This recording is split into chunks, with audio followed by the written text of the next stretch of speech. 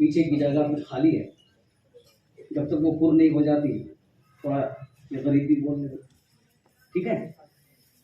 ये थे जनाब सैयद बाबा साहब, कलामुल इमाम कलाम पढ़ रहे थे, बहुत अच्छे अंदाज में पढ़ रहे थे, समझे समझे।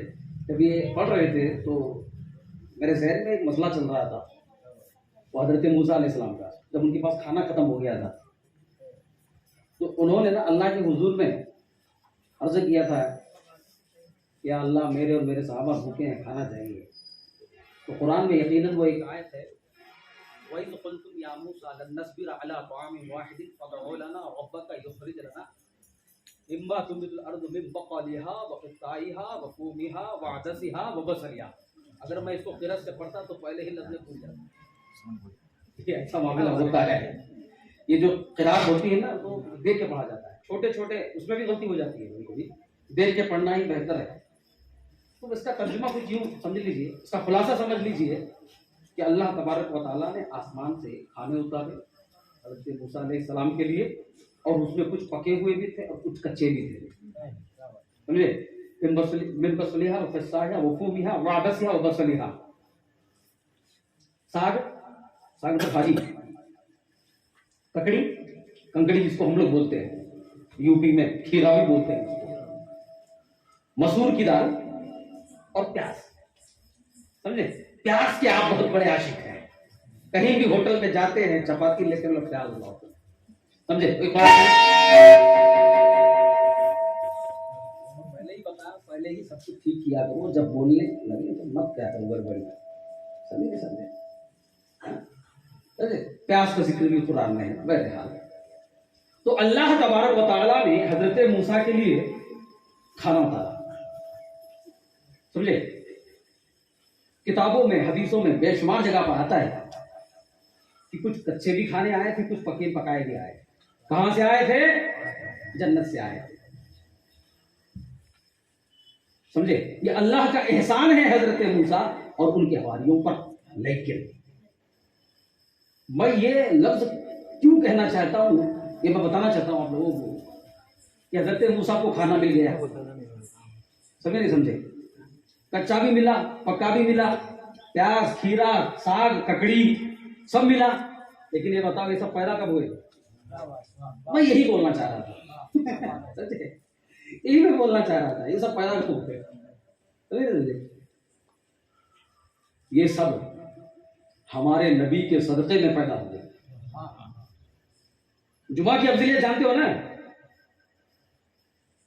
बहुत सारी हदीसों में, बहुत सारे उलमा से आपने सुना होगा कि जुमा के दिन जो फौत होता है ना कब्र में, उसके साथ आसानियां होती हैं, और बाज़ किताबों में ये भी है कि उसकी मग़फ़िरत भी हो जाती है। लेकिन तुम पीर को कम मत समझो।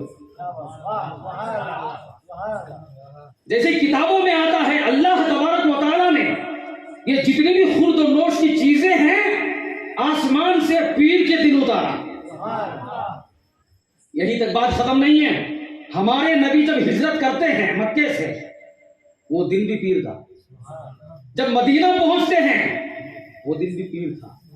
और जब अल्लाह ने हजरत मूसा को हुक्म दिया, आओ किताब लेना है तो आओ, कोहे तूर पर आओ, वहां मैं दूंगा, समझे। आपने कुरान शरीफ ना पढ़ा होगा, कहीं कहीं सूरत पे लिखा है मक्की, या कहीं कहीं मदनी लिखा है, नहीं समझे।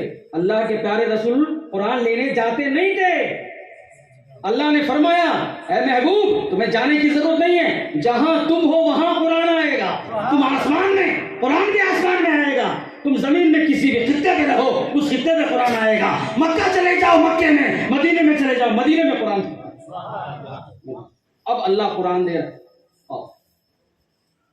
हजरत मूसा का वाकया मुझे सुनाना मकसद नहीं है। हजरत मूसा कोहे तूर पहाड़ पर जब अपनी किताब लेने के लिए निकले, वो दिन भी पीर था, ये बताना था मुझे, समझ नहीं समझे। वो दिन भी क्या था? पीर था। अब एक बात जहन में आ गई, एक बात समझ में आ गई, जैसे कि अल्लाह के प्यारे रसूल सल्लल्लाहु अलैहि वसल्लम इरशाद फरमाते हैं, अव्वलहु मा खलक़ल्लाहु नूरी, अल्लाह तबारक व तआला ने सबसे पहले सबसे पहले मेरे नूर को तख्लीक फरमाया, सबसे पहले। अब अंदाजा करो किससे पहले। कहते हैं हदीसों में अल्लाह ने सबसे पहले कलम को बनाया। वो सबसे पहले कब है? वो नबी के बाद है। ये भी ध्यान रखो, अल्लाह वो नबी के बाद है। अल्लाह ने सबसे पहले किसी चीज को बनाया? कलम को बनाया कहते हैं। लेकिन उससे कलम से पहले क्या था? अल्लाह था ना। तो जहां अल्लाह था वहां नबी का भी नूर था, उसके बाद कलम बना है। समझे?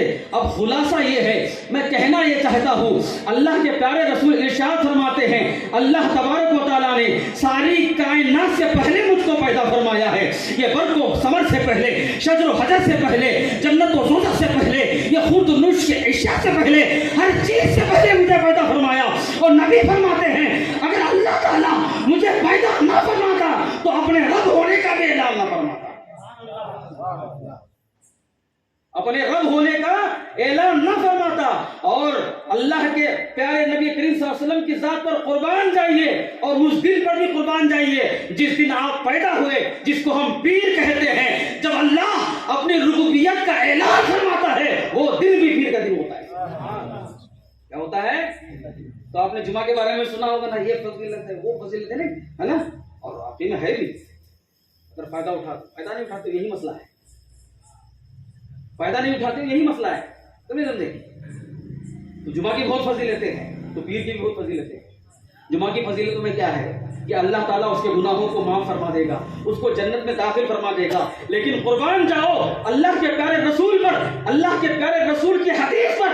अल्लाह के प्यारे रसूल इरशाद फरमाते हैं कि जो पीर के दिन फौत हो जाए, अल्लाह तबारक व तआला उसको शहीदों के साथ उठाएगा।